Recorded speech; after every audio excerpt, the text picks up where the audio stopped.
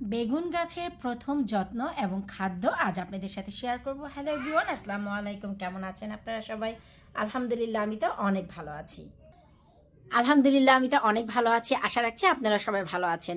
বেগুন গাছগুলো হাঁটি হাঁটি পা করতে করতে অনেক বড় হয়ে গেছে। তো আজকে ভাবলাম প্রথম বেগুন গাছের যত্ন এবং খাদ্য দিতে যাচ্ছি, আপনাদের সাথে একটু শেয়ার করা জরুরি। আর বর্তমানে কি অবস্থা বেগুন গাছগুলো চলেন সেটা একটা ছোট্ট করে আপডেট দিয়ে দিই। আর এই প্রথম আমি কি খাদ্য আর যত্ন দিতে যাচ্ছি সেটাও আপনাদের সাথে শেয়ার করি। সবার শুরুতে দেখাচ্ছি এই যে আমার বড় সিডিং ট্রেতে যে বেগুনের গাছগুলো আছে, এখানে প্রীতম বেগুন এবং সাদা ডিম বেগুন সব মিলানো আছে। আমার পটের গায়ে গায়ে লেখা আছে, তাই আমি এগুলো জানি কোনো সমস্যা হবে না। তো এই হচ্ছে বেগুন গাছের অবস্থা। আর এই যে এখানে সিংনাথ বেগুন, মিক্স বেগুন, প্রীতম বেগুন এবং গ্রিন বিউটি সব বেগুন গাছ আছে। তো এখন হচ্ছে আমাদের কথা যে এই বেগুন গাছের প্রথম যে যত্ন সেটা আমরা কি করব। ফার্স্ট অফ অল আমরা বেগুন গাছের নিচে যে পাতাগুলো থাকে সেই পাতাগুলোকে ফেলে দিব। আমি অফ ক্যামেরায় দেখেন সেই কাজটিই করেছি। নিচের দিকে যে পাতাগুলো ছিল সেই পাতাগুলো আমি ছিঁড়ে ফেলেছি। এই যে আমি একটি দুটি গাছ রেখে দিয়েছি শুধু আপনাদের একটু দেখানোর জন্য। এই যে দেখেন, এই যে বেগুন গাছের যে নিচের যে পাতাটা থাকবে, এই যে দেখেন নিচের পাতাটাকে আমরা এই যে আমি একটু দেখাচ্ছি, এই যে দেখেন নিচের পাতাটা আমরা ফেলে দিব। এতে করে নিচের দিকে কিন্তু কিছুটা এয়ার সার্কুলেট হবে। কারণ হচ্ছে নিচের পাতাতেও কিন্তু অনেকটা জায়গা আঁকড়ে ধরে রেখেছে। তো নিচের জায়গাটি যদি ক্লিয়ার হয় তাহলে কিন্তু আলো বাতাসের দিক থেকে কোনো সমস্যা হবে না গো। সবগুলো নিচের দিকের পাতাই কিন্তু এই যে একটু লক্ষ্য করলেই দেখতে পাবেন আমি কিন্তু সব ফেলে দিয়েছি। শুধু এখানে না, এই পটেও যা ছিল এই যে দেখেন নিচের দিকের পাতাগুলো ফেলে দিয়েছি। এবং শুধু তা না, দেখা গেল যে অনেক আরও ছোট ছোট চারা ছিল মাঝখান দিকে, আমি তাও ফেলে দেখেন অনেক কিন্তু এমটি করে নিয়েছি। এই যে দেখেন অনেকগুলো ফেলে দিয়েছি গাছ, এতে করে যেন আলো বাতাস হয়। কারণ এত গাছ হয়ে গিয়েছিল যে এগুলো আসলে কি করব, তাই ছোট ছোট চারাগুলোকে আমি ফেলে দিলাম। এতে করে দেখা গেল কি এখন বড় গাছগুলো খুব দারুণভাবে বাড়তে পারবে। আরও যে একটি সমস্যা সেটা হচ্ছে হাওয়া বাতাস এবং ওয়েদারের তারতম্যের কারণে অ্যাফিড পোকাগুলো, এই যে দেখেন অ্যাফিড পোকাগুলো বেগুন গাছে কিন্তু বাসা বেঁধেছে। কারণ দেখা যায় অনেক সময় এই কনজারভেটরি তাপমাত্রা 33 ডিগ্রি থেকে নিয়ে 38 ডিগ্রি পর্যন্ত হয়। আবার সকালবেলা যখন আমি নামি, আমরা রাতের দিকে হিটার বন্ধ করে দেই, না হয়তো আমরা উপরে বেডরুমে শুতে পারি না, এত গরম হয়ে যায়। হিটার বন্ধ করে দিয়ে সকালবেলা নিচে এসে দেখি যে 12 থেকে 13 ডিগ্রি তাপমাত্রা হয়ে আছে আমার এই কনজারভেটরিতে। তো 38 ডিগ্রি আর 13 ডিগ্রি এটা কিন্তু অনেক অনেক অনেক বড় একটা তারতম্য, যার কারণে গরম ঠান্ডা পরিবেশ একসাথে পেয়ে কিন্তু এই যে দেখেন অ্যাফিড পোকাগুলো এসেছে। এখন যে আমাদের ফার্স্ট যে কাজ করেছি নিচের দিকের পাতাগুলো আমরা ফেলেছি, সেকেন্ড এই অ্যাফিড পোকাগুলোকে আমরা একটু যতটুকু সম্ভব ক্লিয়ার করার চেষ্টা করব।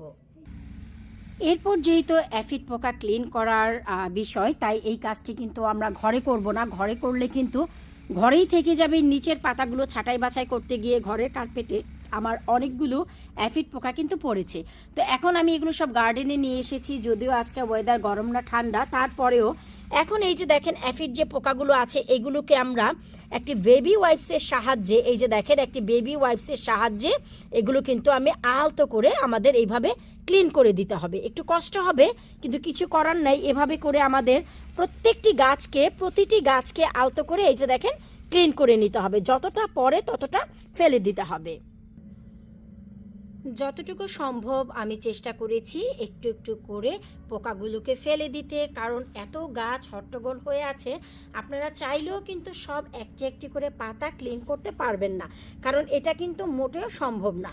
তো আমরা যে কাজটি করব, আর গাছগুলো এত ছোট, এখনই নিম অয়েল অথবা ডিটারজেন্টের ওয়াশ করা এটাও ঠিক না। এতে করে দেখা গেল গাছগুলো ক্ষতিপ্রাপ্ত হবে। সো আমাদের এমন টেকনিক অবলম্বন করতে হবে যাতে আমাদের পোকাগুলোও মরে যায় এবং গাছগুলো ভালো যত্নও পায়। সো এখন হচ্ছে এই পোকাগুলো মারার পর আমাদের যে কাজটি করতে হবে, প্রথম যে খাদ্য আমি দিতে যাচ্ছি আজকে সেটা হচ্ছে ম্যাজিক সার। জি হ্যাঁ, আপনারা ঠিকই শুনেছেন, আমার চ্যানেলের সবচাইতে হাইয়েস্ট রেটেড যে খাদ্য গাছের জন্য সেটা হচ্ছে ম্যাজিক সার। এই যে দেখেন এখন এই অল্প অল্প করে আমি প্রতিটি পটে ঠিক এভাবে করে ম্যাজিক সার আগে দিব। আর এই যে দেখতে পাচ্ছেন এগুলো তো জাস্ট এমনি ঢেলে দিব। এই যে দেখেন এটা হচ্ছে ডাইলুটেড করা 48 আওয়ার্স ধরে। সো এই যে ঠিক এইভাবে করে আমি এখন প্রত্যেকটি গাছে আগে ম্যাজিক সার অ্যাপ্লাই করব। প্রতিটা গাছেই প্রতিটা পটে পটে আমি কিন্তু ম্যাজিক সার ব্যবহার করে নিলাম। আর আপনারা যারা ম্যাজিক সার কি জানতে চান অবশ্যই আমার চ্যানেলে একবার ঘুরে দেখে আসবেন, সেখানে আপনারা পেয়ে যাবেন। তো এখন খাদ্যের পরপর এখনই হচ্ছে আমি এতে ব্যবহার করব একটি যত্ন। এই যে ছোট ছোট পোকা হয়েছে তার জন্য আমি একটি ম্যাজিক দ্রবণ বানিয়ে নিয়েছি। আর এর ভিডিও আপনারা আমার চ্যানেলে পেয়ে যাবেন। যদি জানতে চান ভিডিওর নিচে কমেন্ট করবেন, অবশ্যই আমি এর একটি ভিডিও আপনাদের সাথে শেয়ার করব। তবে এইটুকু বলছি, আপনারা যারা দ্রবণ ব্যবহার করবেন তারা কিন্তু এভাবে স্প্রে করেই ব্যবহার করবেন না। হয়তো কিন্তু যদি নজলে ব্যবহার করেন সেই নজলগুলো কিন্তু ব্লক হয়ে যায়, ক্লিন করতে কষ্ট হয়।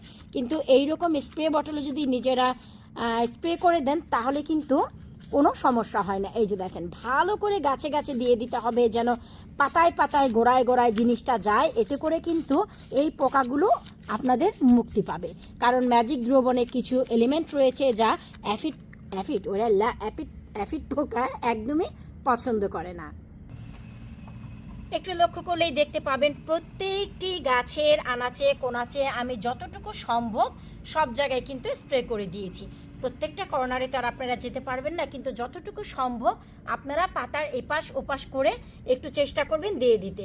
আর এতে কিন্তু প্রচুর পরিমাণে আমি যে এলিমেন্ট দরকার সেটা মিশাইনি, যেহেতু ছোট বাচ্চা গাছ তাই কিন্তু আমি অল্প পরিমাণে মিশিয়েছি। গাছগুলো দেখেন হলুদ হয়ে গেছে, কারণ এখানে কিন্তু খাবারের হলুদও আমি ব্যবহার করেছি, সাথে আরও 2-3টি আইটেম দিয়ে এই ম্যাজিক দ্রবণ। আপনারা আমার চ্যানেলে গেলেই ম্যাজিক দ্রবণটি পেয়ে যাবেন, যেটা কিনা গাছের জন্য বেস্ট অফ বেস্ট। আমি প্রতিবারই কিন্তু আপনাদের বলি। এখন আমি এভাবে রেখে দিব অ্যাটলিস্ট 2 থেকে 3 ঘন্টা। আর অবশ্যই চেষ্টা করবেন যদি রৌদ্র হয় গাছগুলো বাহিরে দিতে, রৌদ্রের তাপেও কিন্তু অ্যাফিড পোকাগুলো চলে যায়। তো এখন হচ্ছে এরা 2 ঘন্টা পুরোপুরি রেস্ট করবে বাহিরে।